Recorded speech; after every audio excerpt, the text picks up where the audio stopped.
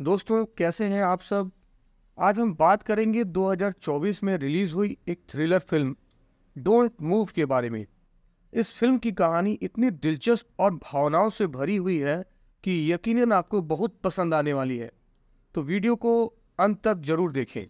Film की शुरुआत होती है एक महिला आयरिश से, जो हाल ही में अपने बेटे को खोने के सदमे में डूबी हुई है।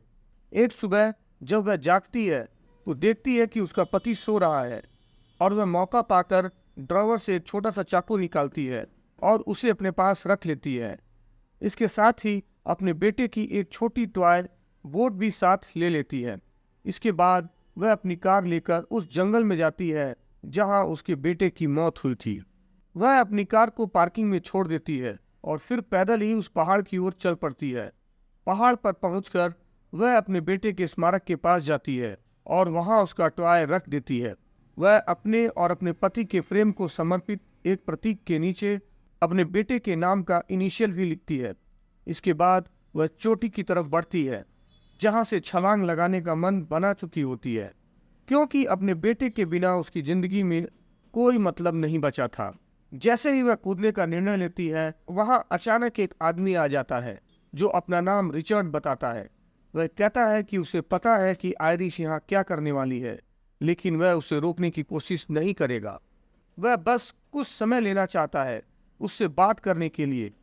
आयरिश उसे मना करती है, कहती है कि उसका मन नहीं है बात करने का, लेकिन रिचर्ड कहता है कि वह बिना बात किए यहाँ से नहीं जाने वाला। रिचर्ड फिर अपनी कहानी बताने लगता है। वह कहता है कि उसे कारों का बेहद शौक था और ग्रेजुएशन के समय उसके पास एक शानदार कार भी थी। एक दिन जब वह उसे चला रहा था, अचानक उसका एक्सीडेंट हो गया क्योंकि उसकी कार एक दीवार से टकरा गई थी। उस समय वह कार में अकेला नहीं था, उसकी गर्लफ्रेंड क्लोई भी उसके साथ थी और इसी हादसे में क्लोई की जान चली गई। इस हादसे के बाद कई महीने तक वह बिस्तर पर ही पड़ा रहा, चलने फिरने में भी असमर्थ हो गया था और खुद को पूरी तरह से नाकारा महसूस करने लगा। लेकिन जैसे जैसे वह ठीक हुआ, उसने अपनी जिंदगी का मकसद दोबारा तलाश लिया। यह सुनकर आयरिश कहती है कि उसे रिचर्ड के लिए दुख है कि उसने अपनी गर्लफ्रेंड को खो दिया। इसके बाद आयरिश अपनी कहानी बताने लगती है। वह कहती है कि वे सभी इस इलाके में ट्रैकिंग के लिए आए थे और जब उसके पति एक पेड़ पर उनके प्यार का निशान उकेर रहे थे, उनका बेटा मार्शमैलो को रोस्ट करने के लिए लकड़ियां इकट्ठा करने दूर निकल गया। वह इतना आगे बढ़ गया कि गलती से एक खड़ी चट्टान से नीचे गिर गया, जिससे उसकी जान चली गई। आयरिश खुद को कभी माफ नहीं कर पाई क्योंकि वह वहां उसके साथ थी, लेकिन उसे बचा नहीं सकी। रिचर्ड उसकी बात सुनने के बाद कहता है कि अब वह जा रहा है और अब आयरिश अपने मन की कर सकती है। उसके जाने पर आयरिश को एहसास होता है कि उसे अपनी जिंदगी खत्म नहीं करनी चाहिए। वह खुद को रोक लेती है और रिचर्ड के पीछे चलने लगती है। जब वे अपनी कारों के पास पहुंचते हैं, रिचर्ड उसे बाय कहकर अपनी कार में बैठता है। उसने अपनी कार आयरिश की कार के बगल में ही पार्क की थी, जिससे आयरिश की कार फंस जाती है। रिचर्ड उसकी मदद के लिए बाहर आता है और आयरिश देखती है कि उसके हाथ में एक छाता है। आयरिश पूछती है कि छाता क्यों लाया है जबकि बारिश नहीं हो रही है।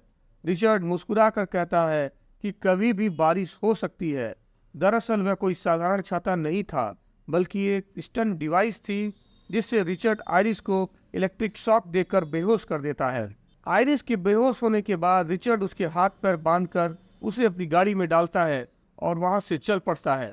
जब आयरिश की आंख खुलती है तो वह खुद को बंधा हुआ पाती है और समझ जाती है कि रिचर्ड एक खतरनाक व्यक्ति है जिसने उसका अपहरण कर लिया है। आयरिश अपने स्मार्ट वॉच से पुलिस को कॉल करने की कोशिश करती है, लेकिन रिचर्ड उसे बताता है कि वहां उसे कोई नेटवर्क नहीं मिलेगा क्योंकि उसने आयरिश का फोन पहले ही दूर कर दिया था। तभी आयरिश को याद आता है कि उसने निकलने से पहले अपनी जेब में एक छोटा सा चाकू रखा था। वह चाकू निकालकर अपने हाथों में बंधी प्लास्टिक की रस्सियों को काटने लगती है। आयरिश रिचर्ड से बात करने का बहाना करती है और उससे कहती है कि उसे अपनी गर्लफ्रेंड क्लोई के बारे में बताए। रिचर्ड उससे कहता है कि वह क्लोई के बारे में बात नहीं करना चाहता क्योंकि उसे पता है कि आयरिश उसे भावनात्मक रूप से भटकाने की कोशिश कर रही है ताकि वह अपना बचाव कर सके। तभी आयरिश अपने हाथों को पूरी तरह से आज़ाद कर लेती है और उसी चाकू से रिचर्ड पर हमला करने की कोशिश करती है, लेकिन रिचर्ड उसे रोक लेता है, जिससे उनकी गाड़ी का संतुलन खो देती है और पास के एक पेड़ से टकरा जाती है, जिससे दोनों ही घायल हो जाते हैं। आयरिस तुरंत उठकर सीट बेल्ट से रिचर्ड का गला घोटने की कोशिश करती है, लेकिन रिचर्ड अपनी सीट को पीछे की ओर झुका देता है और उसकी जान बच जाती है। इसके बाद वह आयरिस को धक्का देता है, जिससे दोनों गाड़ी से बाहर गिर जाते हैं। आयरिस तुरंत चाकू निकालकर रिचर्ड को चेतावनी देती है कि अगर वह आगे बढ़ा तो वह उसे जान से मार देगी। तब रिचर्ड बताता है कि वह उसे नुकसान नहीं पहुंचा सकती, क्योंकि उसने उसे एक खास तरह का इंजेक्शन दिया है, जिससे 20 मिनट में उसका शरीर पूरी तरह से सुन्न पड़ जाएगा। वह देख और सुन सकेगी, लेकिन बोलने और हिलने डुलने में असमर्थ होगी। यह सुनते ही आयरिस वहां से भागने की कोशिश करती है, लेकिन रिचर्ड उसे चेतावनी देता है कि भागने का कोई फायदा नहीं है, क्योंकि वह उसे 20 मिनट के भीतर ही ढूंढ लेगा। आयरिस अपनी घड़ी में 20 मिनट का टाइमर सेट करती है और निश्चय करती है कि इस समय में वह मदद तलाशेगी। भागते हुए सबसे पहले उसकी उंगलियां सुन्न होने लगती है, फिर धीरे धीरे एक टांग भी काम करना बंद कर देती है। इस बीच रिचर्ड उसे ढूंढने की कोशिश कर रहा होता है, लेकिन आयरिस एक पेड़ की जड़ों के पास छुपकर बचने की कोशिश करती है। हालांकि उसके चेहरे पर चींटियां आने लगती हैं और वह खुद को बचाने की कोशिश में अपना ठिकाना उजागर कर देती है। जैसे ही रिचर्ड उसे पकड़ने के लिए आगे बढ़ता है, वह घसीटते हुए पास की नदी में उतर जाती है। रिचर्ड उससे कहता है कि भागने से कोई फायदा नहीं, क्योंकि नदी का तेज बहाव उसे खतरे में डाल सकता है। नदी का बहाव सच में उसे काफी दूर बहा ले जाता है और मौका पाकर किनारे पहुंचती है। उसकी घड़ी में सिर्फ 1 मिनट बचा होता है, मतलब बस 1 मिनट में उसका शरीर पूरी तरह से पैरालाइज हो जाएगा। घसीटते हुए वह एक जमीन के टुकड़े पर पहुंचती है, जो किसी का फार्म हाउस होता है। वहीं उसका शरीर पूरी तरह से काम करना बंद कर देता है। फार्म का मालिक, जो उस समय घास काट रहा होता है, उसे देख लेता है। हैरान होकर वह उसकी ओर बढ़ आता है और उसकी स्थिति देखकर चौंक जाता है। वह आदमी आयरिस से पूछता है कि आखिर वह यहाँ कैसे पहुंची, लेकिन आयरिस पूरी तरह से लाचार थी और जवाब देने में असमर्थ थी। वह अपनी उंगलियों को हिलाकर संकेत करती है और उसकी आंखें उसकी उंगलियों की दिशा में हिल रही थीं, जिससे आदमी समझ जाता है कि आयरिस का शरीर पैरालाइज है, लेकिन वह देख और सुन सकती है। वह उससे पूछता है कि क्या वह ठीक से देख पा रही है, और आयरिस एक बार पलक झपकाकर जवाब देती है। फिर वह पूछता है कि क्या वह उसे सुन पा रही है, तो आयरिस फिर से एक बार पलक झपकती है। अंत में वह आदमी यह पूछता है कि क्या वह हिल सकती है, तो आयरिस 2 बार पलक झपकाकर संकेत देती है कि वह हिल नहीं सकती। यह देखकर वह आदमी उसकी मदद करने के लिए तैयार हो जाता है और कहता है कि वह कुछ लाने जा रहा है, ताकि उसे घर के अंदर ले जा सके और फिर पुलिस को बुलाकर उसकी मदद कर सके। वह जल्दी से एक ट्राली लाता है, आयरिस को उस पर रखता है और अपने घर के अंदर ले जाता है। तभी अचानक दरवाजे पर दस्तक होती है। आयरिस आवाज सुनते ही समझ जाती है कि शायद वहां रिचर्ड ही आया होगा। वह बार बार पलकें झपकाने लगती है, ताकि वह आदमी समझ सके और सतर्क हो जाए। उसकी पलकें देखकर वह आदमी तुरंत समझ जाता है कि कुछ गड़बड़ है और आयरिस को सोफे के पीछे छिपा देता है। फिर वह दरवाजा खोलता है और सामने कोई और नहीं बल्कि रिचर्ड ही खड़ा होता है। वह बूढ़े आदमी से बताता है कि उसकी कार का एक्सीडेंट हो गया था और उसमें वह और उसकी पत्नी यात्रा कर रहे थे। रिचर्ड कहता है कि उनकी बहस हो रही थी, जिसके कारण दुर्घटना हुई और उसकी पत्नी थोड़ी मानसिक रूप से अस्थिर है, इसलिए वह अक्सर नाटक करती रहती है और शायद इसी कारण मदद मांगने यहाँ तक आ गई हो। बूढ़ा आदमी उसकी बातों से उलझन में पड़ जाता है और उसे बाहर इंतजार करने को कहता है, यह कहकर कि वह पुलिस को कॉल करके बुला रहा है। तभी बूढ़ा आदमी देखता है कि रिचर्ड घर के अंदर आ गया है। वह तुरंत उसे बाहर जाने के लिए कहता है, लेकिन रिचर्ड उसकी बात सुनकर नाटक करते हुए रोने लगता है। रिचर्ड घर के अंदर की ट्राली को भी नोटिस करता है और उसे देखकर समझ जाता है कि बूढ़े आदमी ने आयरिस को कहीं छिपा रखा है। रिचर्ड उस बूढ़े व्यक्ति से झूठ बोलता है, अपनी पत्नी का मानसिक हालत का बहाना बनाते हुए और उसकी सहानुभूति जीतने के लिए भावुक होकर रोने का नाटक करता है। बूढ़ा व्यक्ति उसकी बातों में आकर उसे सच बताने ही वाला होता है, लेकिन तभी उसकी जेब में फोन वाइब्रेट करने लगता है। यह देखकर बूढ़ा व्यक्ति रिचर्ड से पूछता है कि उसने झूठ क्यों बोला और यह फोन कहाँ से आया।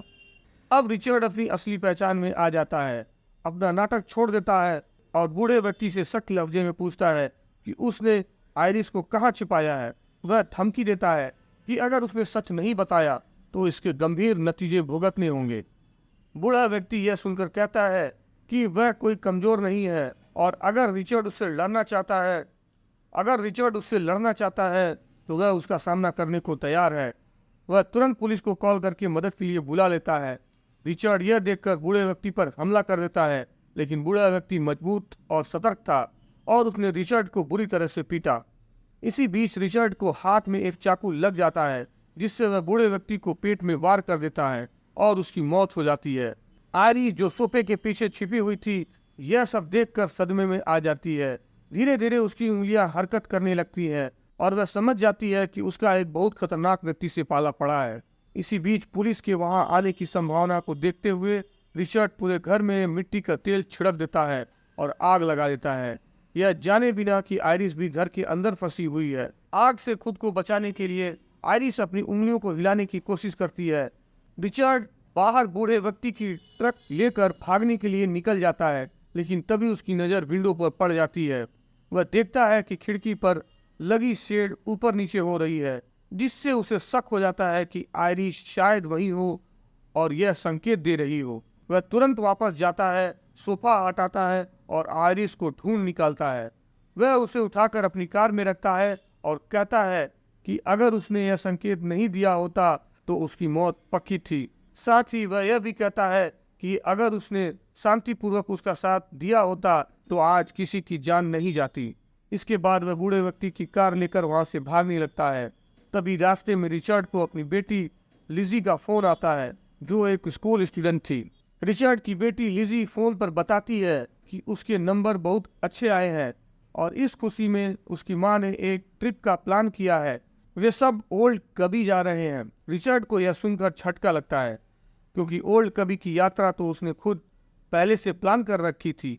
आयरिस यह सब सुनकर समझ जाती है कि रिचर्ड अब शादीशुदा है और क्लोई, जिससे वह प्यार करता था, उसकी पहली गर्लफ्रेंड थी, जो अब इस दुनिया में नहीं है। इसके बाद रिचर्ड की वाइफ से उसकी बातचीत होती है, जहां वह उसे समझाने की कोशिश करता है कि वह अकेले यह ट्रिप बिताना चाहता था, लेकिन उसकी पत्नी कहती है कि वे बस पहुंचने वाले हैं और उससे तैयार रहने के लिए कहती है। इस पर रिचर्ड को गुस्सा आ जाता है। रिचर्ड देखता है कि उसकी गाड़ी का पेट्रोल खत्म हो गया है, इसलिए वह पेट्रोल पंप पर रुकता है। वह पेट्रोल पंप पर कार्ड से पेमेंट करने की कोशिश करता है, लेकिन मशीन कार्ड एक्सेप्ट नहीं कर रही थी। इसके लिए वह शॉप के अंदर जाता है पेमेंट करने के लिए। इधर कार में आयरिस अकेली होती है और अब उसके हाथों में थोड़ी ताकत लौट रही थी। वह अपनी उंगलियों और हथेली को हिला पाती है और सीट बेल्ट खोलने में कामयाब हो जाती है, ताकि कोई उसे देख सके और उसकी मदद के लिए आगे आ सके। तभी एक और कार वहां आकर रुकती है। उसमें एक छोटा बच्चा बाहर निकलता है और आयरिस को देखकर उससे हेलो कहने के लिए आगे बढ़ता है, मगर इससे पहले कि आयरिस उसे कुछ संकेत दे पाती, उसकी माँ आकर उसे गाड़ी में वापस ले जाती है। वह माँ नोटिस करती है कि आयरिस बिल्कुल भी नहीं हिल रही थी और उसे शक हो जाता है कि कुछ गड़बड़ है। तभी रिचर्ड वापस आता है, पेट्रोल डालता है और तुरंत वहां से निकल जाता है। रिचर्ड फिर उसी जगह पहुंचता है जहां पहले उसका एक्सीडेंट हुआ था और वह अपनी पुरानी कार को वहां से हटाने का फैसला करता है। वह कार स्टार्ट करने की कोशिश करता है, लेकिन कार चालू नहीं हो रही थी, इसलिए वह उसे टो करने का फैसला करता है। तभी एक पुलिस ऑफिसर वहां आ जाता है। ऑफिसर स्थिति को देखकर रुकता है और रिचर्ड से पूछताछ करने लगता है। पुलिसकर्मी उससे उसका नाम पूछता है और रिचर्ड खुद को एंड्रू बताता है। ऑफिसर उससे आईडी मांगता है तो रिचर्ड उसे अपनी आईडी दिखा देता है। इससे हमें पता चलता है कि रिचर्ड उसका असली नाम नहीं था, बल्कि उसका असली नाम एंड्रू था। जब पुलिस ऑफिसर उससे कार में बैठी आयरिस के बारे में पूछता है तो वह झूठ बोलता है कि वह उसकी पत्नी है, जो बहुत ज़्यादा शराब पीती है और वह उसे सुरक्षित घर ले जाने की कोशिश कर रहा है। पुलिस ऑफिसर उससे पूछता है कि एक्सीडेंट कैसे हुआ, तो एंड्रू कहता है कि उसकी पत्नी के साथ झगड़े के कारण दुर्घटना हो गई थी। उसने बिल से मदद मांगी, जिसने उसे ट्रक दिया है ताकि वह अपनी कार को टो कर सके। ऑफिसर को उसकी बातों में झोल महसूस होता है और इस बीच आयरिस का एक हाथ काम करने लगता है, जिससे वह कार की खिड़कियां खोलकर धीरे से मेरी मदद करो कहती है। पुलिस ऑफिसर यह सुनकर समझ जाता है कि कुछ गड़बड़ है, लेकिन इससे पहले कि वह अपनी गन निकाल पाता, एंड्रू उसके सिर पर वार कर देता है। इस हमले से ऑफिसर की मौत हो जाती है। फिर एंड्रू उसका 100 गाड़ी में डालकर गाड़ी को ब्लास्ट कर देता है और बिल का ट्रक लेकर वहां से भाग निकलता है। जब एंड्रू यह सब कर रहा था तो आयरिस ने उसकी गाड़ी से वह सिरिंज चुरा ली थी, जिससे एंड्रू उसे फिर से पैरालाइज करने के लिए इस्तेमाल करने वाला था। रास्ते में आयरिस उसे उकसाने लगती है और कहती है कि शायद वह इतना कमजोर है कि खुद को ताकतवर दिखाने के लिए ऐसी लड़कियों को कैद करता है। ये बातें सुनकर एंड्रू को बहुत गुस्सा आता है और वह कहता है कि वह पहले से ही मजबूत था। इसके बाद वह उसे समुद्र किनारे ले जाता है। मौका देखकर आयरिस एंड्रू के पैर में सिरिंज घुसाने की कोशिश करती है, लेकिन उसका अंगूठा ठीक से काम नहीं कर रहा था, जिससे वह सिरिंज को इंजेक्ट नहीं कर पाती। यह देखकर एंड्रू गुस्से में आकर सिरिंज को दूर फेंक देता है। रिचर्ड, जो अब एंड्रू के रूप में पहचान में आ चुका था, कहता है कि उसने अपना प्लान बदल लिया है और अब वह आयरिस को एक बोट में ले जाकर समुद्र के बीचों बीच छोड़ देगा, जिससे उसकी मौत हो जाएगी। वह उसे किनारे पर घसीटकर बोट में बिठाता है और नाव को गहरे पानी में ले जाता है। वहां आयरिस देखती है कि उसकी बेल्ट में एक चाकू लगा हुआ है और किसी भी हालत में उसे हासिल करना चाहती है। वह रोने का नाटक करते हुए एंड्रू से अपने बेटे का खिलौना उसकी जेब से निकालने की गुजारिश करती है। एंड्रू उसकी बात मानकर पास आता है और जैसे ही वह झुकता है, आयरिस जल्दी से चाकू निकालकर उसकी गर्दन पर हमला कर देती है। एंड्रू दर्द से तड़पता हुआ गन निकालता है, लेकिन आयरिस बोट को हिला देती है, जिससे एंड्रू पानी में गिर जाता है और वह पानी से बाहर आने की कोशिश करता है। लेकिन इस बीच आयरिस उसकी गन उठा लेती है और उस पर फायर कर देती है। गोली लगने से वह दोबारा पानी में गिर जाता है। आयरिस को लगता है कि अब उसकी जान बच गई है, लेकिन तभी उसे एहसास होता है कि उसने गलती से बोट के अंदर भी गोली चला दी थी, जिससे उसमें पानी भरने लगता है। उसकी बॉडी अब भी पूरी तरह से ठीक नहीं हो पाई थी, जिससे वह हिलडुल नहीं पा रही थी और पानी के अंदर डूबने लगती है। अचानक दवा का असर कम हो जाता है और उसकी बॉडी फिर से काम करने लगती है। वह ऊपर आ जाती है और देखती है कि एंड्रू भी दूसरे किनारे पर मौजूद है, बुरी तरह घायल और मौत के करीब। आयरिस उसके पास जाती है, उसे थैंक यू कहती है और फिर उसे उसी हालत में छोड़कर चली जाती है। अंततः अपनी जान बचा लेती है। और इसी के साथ दोस्तों, ये कहानी यहीं पर खत्म होती है। इस फिल्म में एक कातिल एंड्रू, जो खुद को रिचर्ड कहता था, आयरिस को किडनैप कर लेता है। आयरिस, जो अपने बेटे की मौत का दोष खुद को मानती थी और डिप्रेशन में थी, खुद को खत्म करने के लिए जाती है। तभी रिचर्ड आता है। वो एक खतरनाक इंसान था जो उसकी जिंदगी को अपनी मनोरंजक योजना का हिस्सा बनाना चाहता था। रिचर्ड को ऐसा लगा कि आयरिस उसकी मृत गर्लफ्रेंड क्लोई की तरह दिखती है, जिसे वह कभी भूल नहीं पाया। उसने आयरिस को किसी भी हालत में नहीं छोड़ना चाहा, लेकिन आयरिस ने अपनी हिम्मत और समझदारी से इस चंगुल से निकलने का रास्ता पा लिया। तो दोस्तों, यह थी इस फिल्म की दिलचस्प कहानी। आपको यह कहानी कैसी लगी हमें कमेंट सेक्शन में जरूर बताएं। अगर आप हमारे चैनल पर नए हैं तो प्लीज़ इस चैनल को सब्सक्राइब करें और नोटिफिकेशन के बेल आइकन को दबाना न भूलें। और हाँ, वीडियो को लाइक और शेयर करना बिल्कुल मत भूलिए। मैं मिलता हूँ अगली वीडियो में, तब तक के लिए दोस्तों अलविदा।